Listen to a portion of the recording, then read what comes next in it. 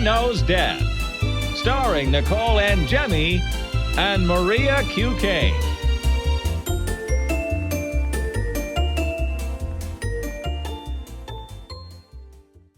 Hi, everyone. Welcome to Mother Knows Death. On today's episode, we're going to be talking about Meghan Markle's postpartum preeclampsia, a child that came home from daycare that was missing something, a murder for hire plot that is local to us, actually, so that's pretty interesting.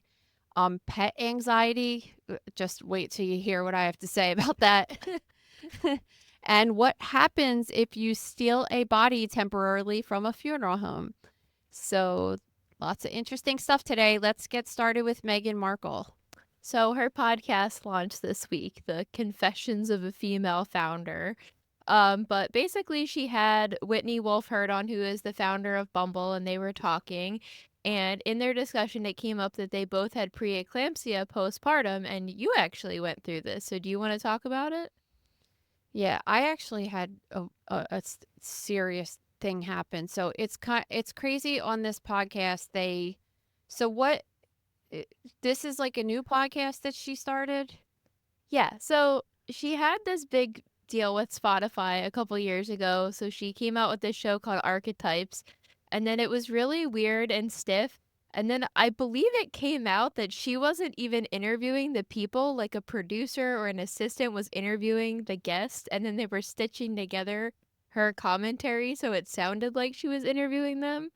But it must have not hit the benchmarks with Spotify because it was this mega deal and they ended up dropping them. So she got this new deal with Lemonada, and then she came up with this show, Confessions of a Female Founder, which I believe was the title of another show. I don't understand how somebody on her level keeps getting in these brand, like copyright, trademark situations that she's getting in. She had to rename her entire jam or jelly brand or whatever because it was already taken. And I think the new one she did, the As Ever, was the name of another brand as well. Well, it's crazy. I mean, when you're not coming up with the ideas yourself, then that's part of the problem. Yeah. I mean, it's like we've talked about this before, that remember we came up with this genius idea to start this app that was, what was it going to be called? iPoo or it was we came up with this app that we were going to call iPoop, and it's so you could rate public bathrooms. but guess also what? It exists. But also we thought that it would have like a map that had all of the public bathrooms just for people that, let's say you're in a town and you have to go to the bathroom. It happens all the time. And then you're like, I don't know where has a toilet that I could use, because sometimes like the Anthropology near us, right? You go there and they don't have a bathroom, and there's no place to go to the bathroom when you're in that little shopping center. It's so ridiculous. So if there was an app you could pull up that showed a little toilet, and even if it was like, hey, this is a coffee shop, you're allowed to use the toilet, but like you had to buy something, but there's still a toilet there, because there's times, especially people that get diarrhea and stuff, that you're like, I need a toilet like right now. I don't have time to go into 5 stores. It's going to end bad. So like, obviously we were like, oh my God, this is such a good idea. And we're legit thinking about it. And then we started looking into it and we're like, oh, this already exists. So that happens sometimes too when you come up with ideas, because obviously like other people must have the same issue, right?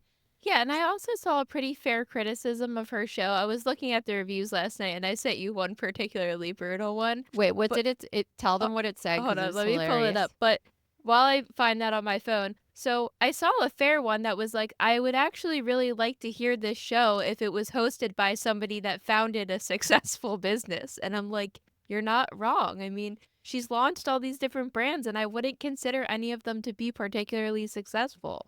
Well, I mean, the thing is that she'll get the listeners, and it's like she already has a lot of listeners, right? And that's the ultimate goal.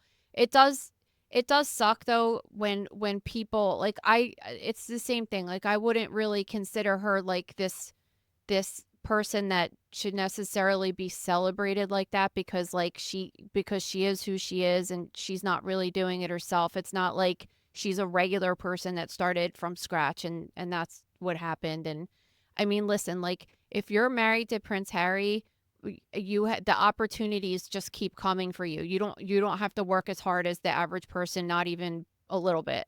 Not to say that she doesn't, but it's just like, come on. I'm also not calling her Meghan of Sussex. You're not a working royal. You left and you don't get the title. Your name is Meghan Markle.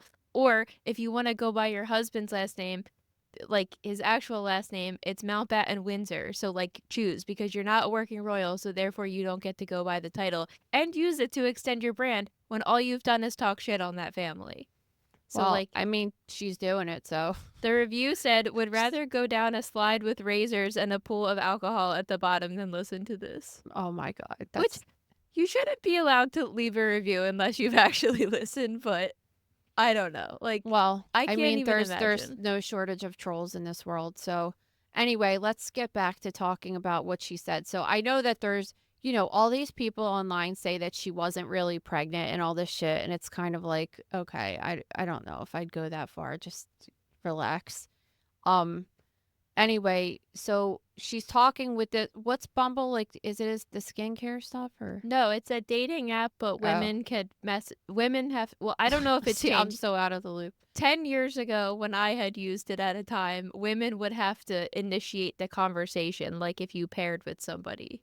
Oh, okay. Wait. Oh, that's the one that CRISPR used at some point too, I Yeah, think. so it's Okay. like Tinder, but on Tinder, either or could message first, but on Bumble, at the time I used it, I assume it still works that way. The female had to contact first. Okay. So anyway, she's talking to this woman, and they both have what they're saying is this rare condition, and they always say that it's rare, but like I've heard so many people have it, which is interesting. So preeclampsia is a condition that it affects like 5 to 8% of pregnancies, and it's characterized by high blood pressure during pregnancy and sometimes fluid retention, and you could have protein in the urine. So that's something that is usually picked up. It is more common to occur towards the end of pregnancy, which is one of the reasons that they want to see you more often. After 20 weeks, you have to go more frequently to appointments. And you go to the doctor and they check to see if you have fluid in your ankles, and they check your blood pressure. And then if you have high blood pressure, repeated high blood pressure readings, because almost everyone that goes to the doctor has high blood pressure just because they're usually like running from place to place, and you go and they check it and it's high, and they'll say, oh, this isn't good, and then they'll have you come back and check it, and if you definitely have like a true high blood pressure hypertensive moment, then they're going to take a 24-hour urine from you, which is they make you pee in this jug for a whole entire day, and they want to see if you're having protein in your urine. And then once that happens, you're diagnosed with preeclampsia, and that in itself is a problem, but then it could lead to eclampsia, which could cause strokes, it could cause seizures, and it could lead to death. It could lead to HELP syndrome, and that's what I had, and we'll talk about that a little bit later. So so normally when you have preeclampsia, the cure is delivering the baby, and then like it kind of just goes away. And they think it has something to do with the placenta and the blood vessels of the placenta. So getting rid of the placenta just like makes this go away. But in some people, like Meghan Markle, this Bumble CEO, and myself, you get preeclampsia after you deliver within a day or two. And it's a similar thing, but it's also kind of scary because number one, you could have a completely normal pregnancy and it won't, and then it could happen. Number two, if you have preeclampsia, you could also get it. But the worst part of it, I guess, is that you start having symptoms and you might not notice it because now you're not really focused on yourself being pregnant, but you just went through this traumatic experience of childbirth and you're taking care of a newborn. So you might not even really realize you have it. So what happened in my case is I personally think that I way realized I had it, and the people that were taking care of me was just such a shit show, honestly. And I would never recommend anybody to give birth at that particular hospital that's near me. I don't want to say it, but like I tell everybody I know to not go there. So what happened was after I had Lillian, so I told you guys I gave natural childbirth 3 times, and what happened was the second time, so that was when I had Lillian for my first pregnancy of round 2 kids. I went to get an epidural, and it was just like the anesthesiologist was just like a complete frazzled idiot, and like as soon as she saw that I had a giant tattoo on my back, she was just like, oh, I don't know if I could give you epidural and this and that. And I'm just like, what are you talking about? I know so many people that are tattooed that have an epidural. So it was like she didn't know what to do, which was to me ridiculous because I've never heard of an anesthesiologist doing that. Like, what if you have darker skin color, or what if you're fat or something? Like, it's just ridiculous that was an obstacle for her. So I kind of already knew it was going to be a problem. She attempted to give me the epidural 3 separate times and failed. Like, it never happened. And I gave childbirth. So that's why I gave childbirth against my will naturally. Every single time I had a baby, it was kind of like I was down for it, but like it was against my will essentially. So I give birth to Lillian, and then within like a half hour of giving birth to her, I get this massive headache. And I have a history of migraines. I didn't have one the entire time I was pregnant. So they just assumed it was like a hormonal thing and this and that. And it was so bad that it was distracting me from enjoying this baby and this time with my husband and everything because it was so debilitating. So they started giving me medicine for it, kept giving me medicine for it. It wasn't going away. Like nothing they were giving me was touching it. And and my blood pressure was high the whole entire time, but they would read it and it would be high. And then they'd leave the room and then they'd come back and check it. And then it was kind of better. And then they'd leave and come back and then it was high. It was like intermittently super high and then kind of normal. And then, so then they were like, oh, maybe it's just because you're in all this pain. That's why your blood pressure's high. Like it was so ridiculous. And I just remember at some point, like after they were giving me the medication again, being like, listen, guys, I want you to scan my head because I might be having a stroke or something. Like this is such a bad headache. I started having visual changes and it was terrible. Like it was the worst feeling of a migraine that I have ever had. So then they thought, oh, maybe I was having a leak from my epidural because I got poked 3 times. So you can get an epidural headache because the spinal fluid can leak slowly out of the little hole that they puncture into your dura when they're doing the epidural. So then I had to get this procedure called a blood patch, which is when they take blood from your body and they put it back in to kind of hope a clot forms over this hole that is put in your epidural space. And that was also like a complete shit show because when you normally get blood taken, it's with a vacutainer. So it's those little tubes. And they weren't able to do that because they had to collect the blood straight and like sterile blood. So they had to take it from a syringe, like old school style. It just was like, and then that person that had to take the blood for that didn't want to go through my tattoos. It was just such a shit show. Anyway, the bottom line is I go home. They let me go because they just determined that they gave me the blood patch and I still had the headache, and I don't know why they let me leave with this headache. I go home that night. I'm nursing. I go to sleep with the baby, and then I wake up in the morning. And, Gabe and I are in bed together. I wake up and my mouth, I said to him, like, can you go get me a drink? My mouth is so dry. Like, I just had this feeling of like chunks of like dry mucus inside of my mouth or something. So I get up and I go in the bathroom. And when I look in the mirror, I have like all of this brown stuff between my teeth. And I just don't even really think about it. I'm like, oh, maybe it's like something I ate last night or whatever. And Gabe comes behind me in the bathroom and he says, listen, I don't want you to freak out, but I think that we need to go to the hospital. And I was like, what are you talking about? Like, it was so weird. It was so scary, but he was serious, And I was like, why? And he's just like, I don't know what's happening, but there's a lot of blood on your pillowcase and something's not right, and I just want to take you to the emergency room. And I was like, there's blood all, and he's like, I don't want you to look at it. I want you to get in the car and I'm going to take you to the hospital. And I said, okay. Like, I didn't know what was happening. And honestly, I was probably disoriented because I feel like, knowing me, I'd be like, no, I want to see that. I need to take a picture of it, whatever. Yeah. So I don't know. So we go to the hospital, go in the emergency room, and they thought it was urgent enough to check me right away because normally you're like waiting forever They take my blood pressure. I don't even know what the reading was, but it was so high that they took me right back, and I was like getting treatment with it very quickly within a couple minutes. And I was getting an ultrasound on my liver, and I was getting all this blood work taken, and they just said, okay, like I was having HELP syndrome, which is when it's starting, your blood cells are starting to burst. So it's like HELP is HELLP, and it stands for hemolysis, and which is when the red blood cells break, and also when you have elevated liver enzymes and a low platelet count. So what happened was the platelets in your blood are what caused your blood to clot. And we were talking about that last episode when we were talking about Nurse Haley dying during childbirth. And my platelets were so low that my blood wasn't clotting, and I was spontaneously bleeding through my mouth. And that's what was happening. Oh my So, God. which is like, seriously, like women die from this.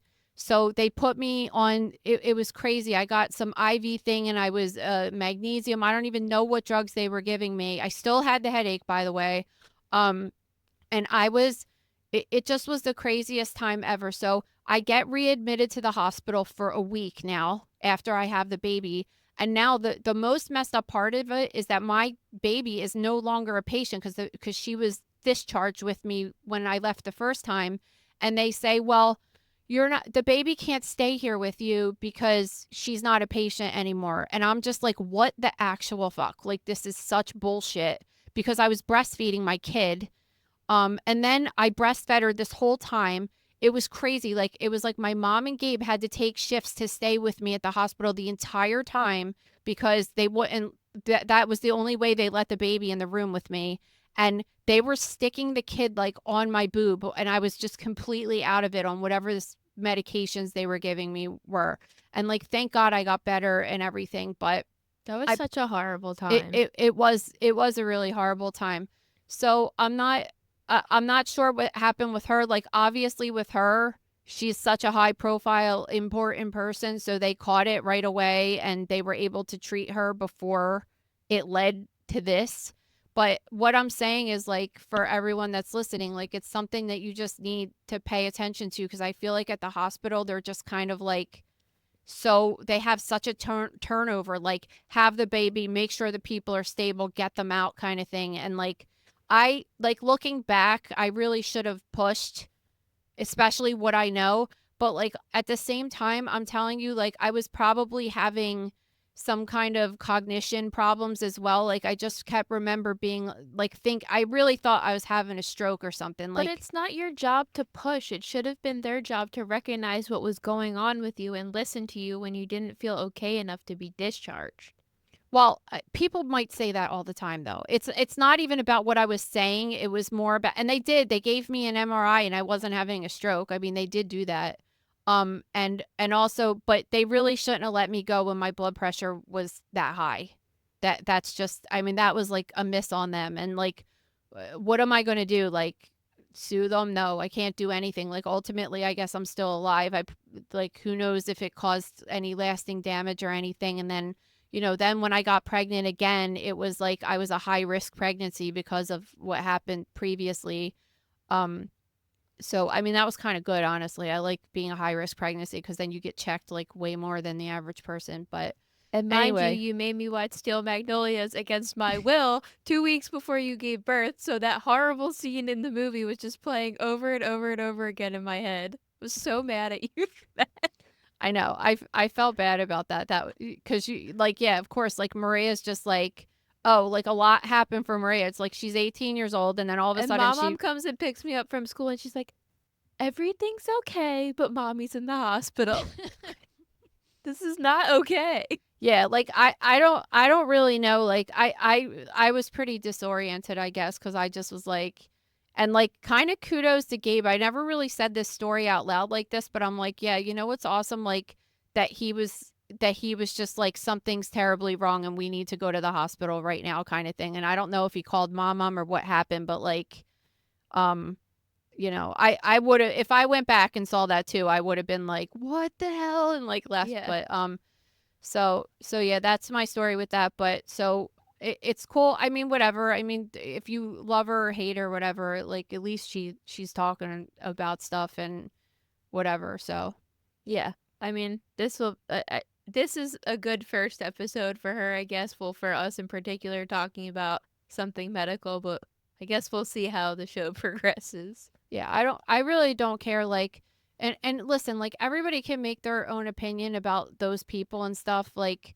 eh, you don't know what's going on behind the scenes and everything like that. Like, I honestly feel like just like looking at pictures, the people don't look happy. But like, what can you say? Like, you just don't know. And especially that those people's lives with Princess Diana and the kids, and like it's just like I can't even imagine like growing up as a human and having to deal with that shit. Hey guys, we are so excited that we have reached over 1 million downloads on this podcast, which is just so crazy. So we are celebrating by having a giveaway. Yeah, you guys could enter for a chance to win a signed copy of Nicole and Jemmy's anatomy book, one free year to the gross room, and a skull giant microbe. Do you want to show everybody? Yeah, this thing's so cool. So I love that the eyeballs are it's like actually popping out. it's actually anatomically correct size wise. It's it's like a little bit bigger than my head, but the cool part is that these eyeballs come out. They stay attached, but they come out, and then there's this zipper here, which has this was the inner ear, right? Yeah. Look how cute this little guy is. And they're all attached too, so you won't lose them or your kids won't lose them. And then there was one more. What was There's the a other? brain the on brain. top.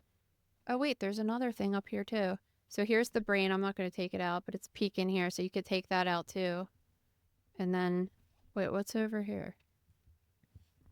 Just like not even. Oh, look, a cute little neuron. Look at that guy.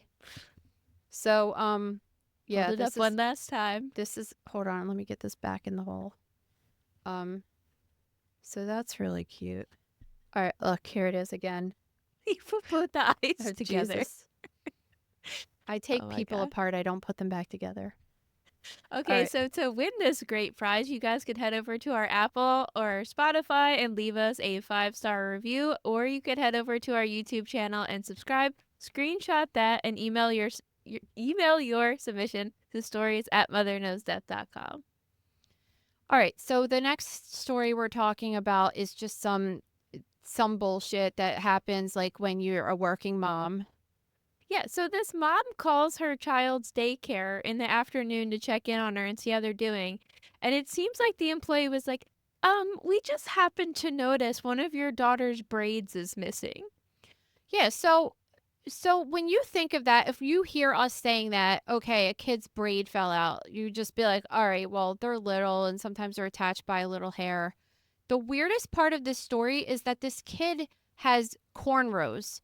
And Yeah. anybody that knows like the French braid type goes down your head and is attached, how would one row of it just fall off? Well, it's missing, and if you see the photos of it, it looks like if It's you bald. didn't see the before and after pictures, I don't think it would be so obvious. It looks like it had to be so carefully removed.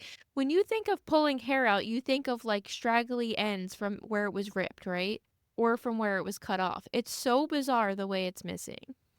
It is bizarre. Like it almost looks like someone got clippers and like shaved it off. It's just missing. It's like a complete bald spot. So, and I guess in theory, like if this kid has, little kids sometimes have thinner hair, and if this kid's getting her hair pulled really tight and braided all the time, it's just there's an increased risk of the hair falling out. So it might be thinner than normal, but it's just when you look at the surrounding cornrows, you're just like, if it looked anything like these, this is just so bizarre that this is missing.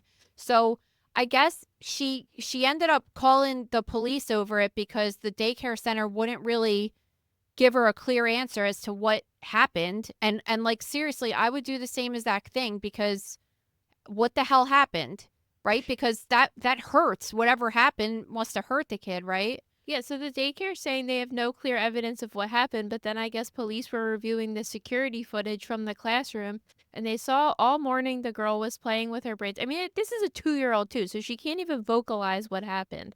So they see her playing with her braids in the morning, And then at some point, they see one of the daycare workers taking a smock off of her. And then afterwards, she's like touching that area of her head a lot.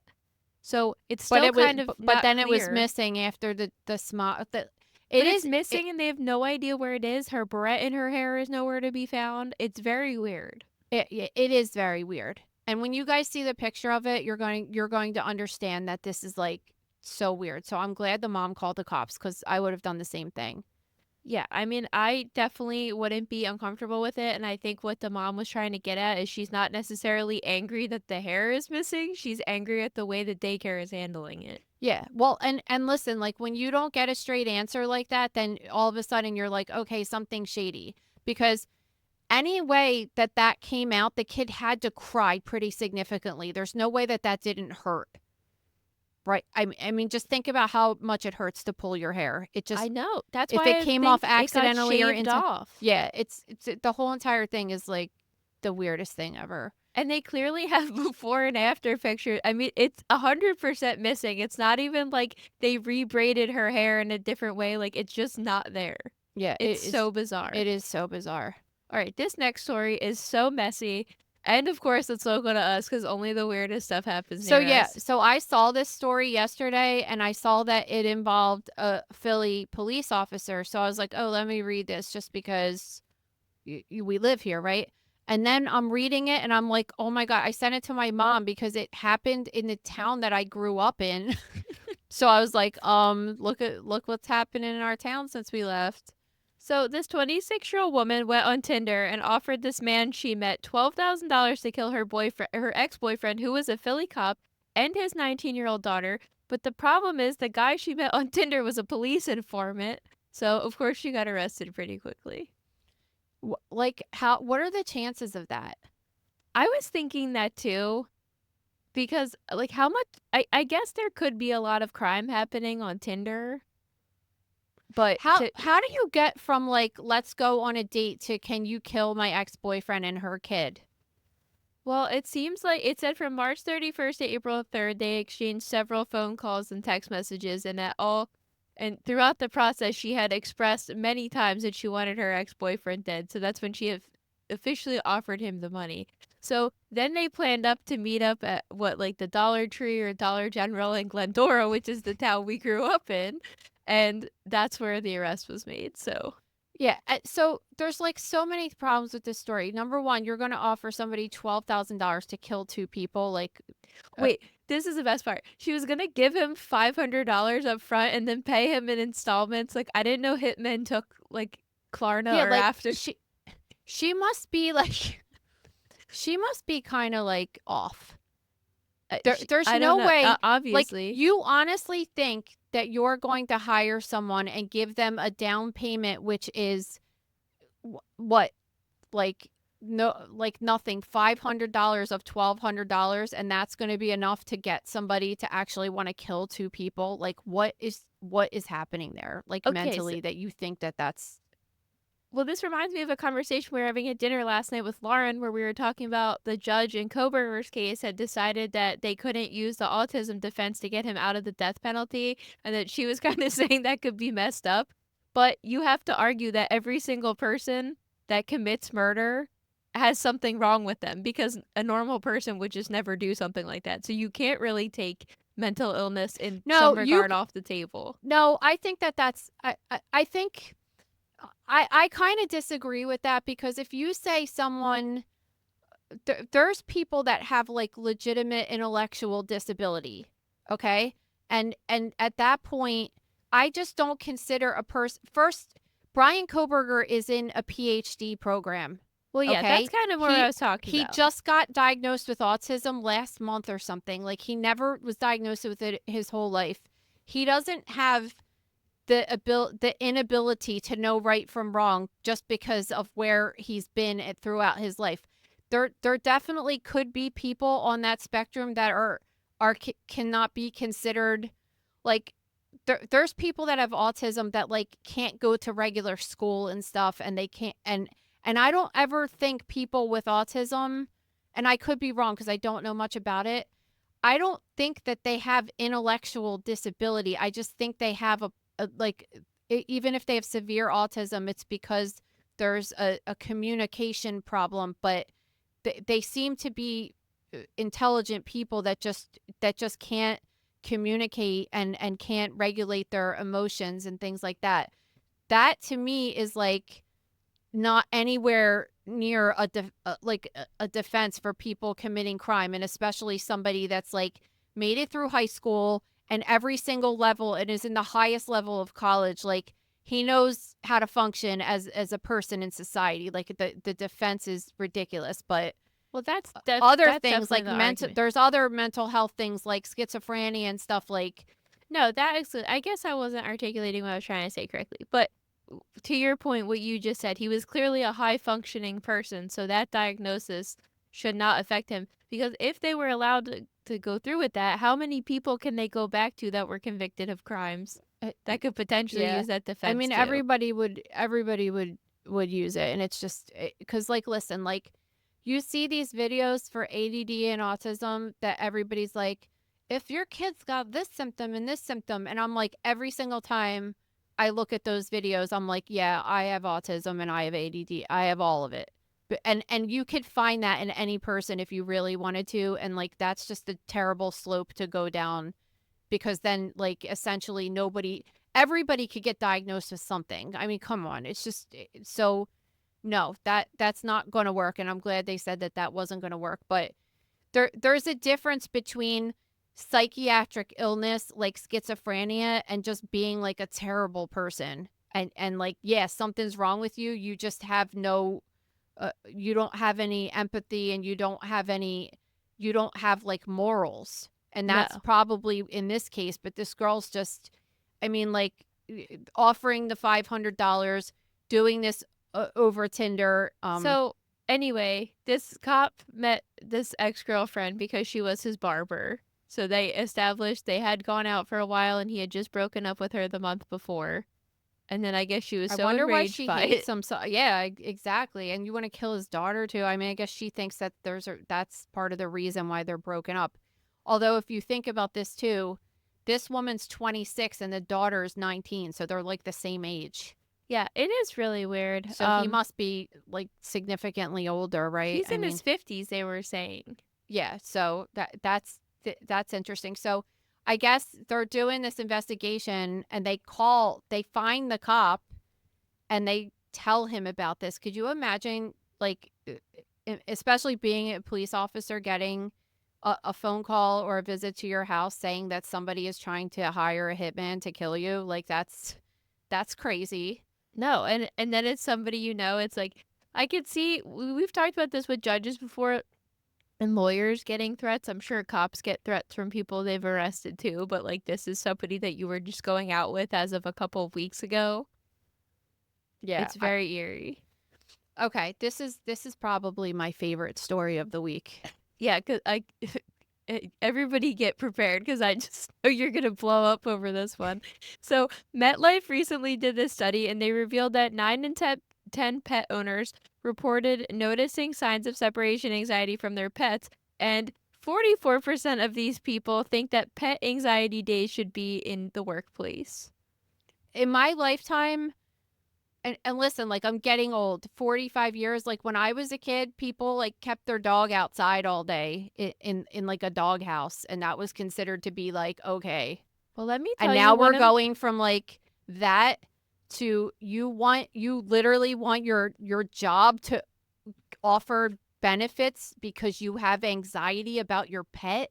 Like, it's can not we your job's problem you have a pet, but I can guess we get like a backbone here seriously, and like like some resiliency? Like it's okay, you can go to work and leave your dog, like your dog's going to be okay and you're going to be okay. I just think it's wild. And one of my neighbors just got a dog recently, and she does leave the dog outside all day, and it barks all day, and it like wails. And I'm just like, I am trying to work, and I don't want to. Like, why did you get the pet if you're just gonna stick it outside That's all really day? what I want to say. Like if you like, why is this anybody else's problem but yours? And this is Yeah, a but problem pet that people are doesn't gonna even argue this about children too. this is a problem that doesn't need to exist too. Well, guess what? I could talk about that too. Like like, I don't really understand the point of having a kid either if you're not gonna, like, spend time with them all day either, but, like, it's the pet thing is just, like, you just don't if you don't have time to be with the pet, then just, like, don't get a pet. It's, like, the end of story. Like, I don't understand. It is weird because I feel like I often hear people talking about, like, oh, I have to get a dog. And then they get a dog. And it's these people I know that are traveling every single weekend. They work from like 8 o'clock in the morning till 7 o'clock at night. I'm like, you spend 2 hours a day with your pet, and it's not a good quality of life for the pet. Always sticking them around, leaving them And alone, this putting them in new article's just places. like, oh, packages for the employees are necessary because it's not just a problem for the pet. It's a full-on emotional crisis for owners too. And they're want employers to acknowledge and take care of their pets' mental health. Like, what are you talking about right now? This is so out. And listen, like, I have a cat and I love her and I like she sleeps in my bed and stuff like that. But like, if we go away for a couple days, like, I don't know. Like, I'm just not losing sleep over it. And I mean, I think about like, oh yeah, she's probably like missing us because we've been gone for whatever. But like, who should be paying for that or like paying for me to take off work? It's just like, it, don't you think that it's just completely outrageous? Yeah, of And course I and do. so it's like they're saying that so part of the survey they asked a lot of questions and they said that there's people that actually like take jobs to work remotely so they could be home with their pet Yeah, or but they that's turn that. down jobs so Well, they if you want to make that decision, that's fine. But if you have to go into the office, you should not expect to get a paid day off. Like, you also, if you have a child, shouldn't expect to get a paid day off for childcare. Like, you get a certain amount of PTO and you need to use that appropriately. yeah and you could I mean I think that most jobs now especially they offer PTO and it's like paid time off, you know, you get 26 days a year and like do whatever the hell you want, call out sick, go on vacation. Like, why does it need to be specific for pets? I don't know, because I find it hard to see that there's any jobs that don't like lump it all together at this Well, point, you don't get but kid they do. anxiety days. So, like, why? And that's a human. They want to have something called paternity leave, which is like No. them getting paid days off when they get a new pet to acclimate the pet to their home. I think if you're really attached to your pet and you really want to be around it all the time, it's your right to take a job or decline a job, whatever. But you should not expect your job to accommodate your lifestyle choices, as they really don't with kids as well. And Or really, you get maternity leave because you've just had a major thing happen to your body and you need time to heal. All right, so this professional snooker player, Jimmy White, was doing an interview. Do you know what snooker is? no. It's it's not the same as pool, but it's similar to playing Okay. pool. Okay, anyway, so he was doing an interview and he discussed that his brother died in 1996, and after the funeral, everybody went to this pub across the street and they were sitting there really, really missing the brother. So this guy decides to go back across the street to the funeral home, break into it because at this point it was closed for the night, took his brother's body, and then took him out for one last time. Well, listen, I want to say that he almost certainly had help doing this because thinking about and I hope to God the guy was embalmed. I'm sure he was. Just thinking about taking around this stiff dead weight body, he would have had to have help from his friends. I mean it's kind of funny. It's a good story. He didn't seem like he got in a lot of trouble for it, right? But this is crazy to me because he said he took him to a couple of places, and I'm like, nobody at any of these places was like, "Oh my God, what's happening?" and called It's the like it's cops. Weekend at Bernie's. Like But they that's just a like put a movie. Hawaiian shirt on him and sunglasses, and like nobody knew what was going on. Yeah, so he said he took him out to a couple places, then they went back to the brother's house, and then at like 5 or 6 in the morning, they went back to the funeral home, put him back how they found him, and then locked back up. And then a couple days later, the police came and arrested him. But when he explained the situation, they were like, "Why don't you just go apologize?" And like, Yeah, well, like how like come on, how are you really going to put someone in jail for that? Like everybody understands it's you know, people do like weirder things when people die and it's just like I mean, we've had stories on here of like people that their wife died in the house with them and they just left them there for 6 months. It's just like you don't really know how you're going to react in that situation. And even this guy, if you talk to him and said like, "Hey, would you ever take a dead body and like hang out with it for the night?" He'd probably say no. But then when you're in the moment, you're drunk and like it happens to you, just do crazy things. Unreal. Well, thank you guys so much. Don't forget to submit your entries for the 1 million download giveaway, and also check us out on the Gold Shields podcast. We recorded it a couple weeks ago, and it was such an awesome conversation with Tom and Lauren Conlon. Awesome show. Yeah, You that guys are gonna that love was it. so much fun, and we're gonna have him on in a couple weeks. When are we having him Next on? week. Next week we're gonna have him on. So listen for that episode because he was a cop and he was in New York. He has some crazy stories, crazy life. So he's going to be able to contribute a lot to some of our stories. Yeah, see you guys next week. See ya. Have a good weekend. Thank you for listening to Mother Knows Death. As a reminder, my training is as a pathologist assistant. I have a master's level education and specialize in anatomy and pathology education. I am not a doctor and I have not diagnosed or treated anyone, dead or alive, without the assistance of a licensed medical doctor. This show, my website, and social media accounts are designed to educate and inform people based on my experience working in pathology so they can make healthier decisions regarding their life and well-being. Always remember that science is changing every day and the opinions expressed in this episode are based on my knowledge of those subjects at the time of publication. If you are having a medical problem, have a medical question, or are having a medical emergency, please contact your physician or visit an urgent care center, emergency room, or hospital. Please rate, review, and subscribe to Mother Knows Death on Apple, Spotify, YouTube, or anywhere you get podcasts. Thanks.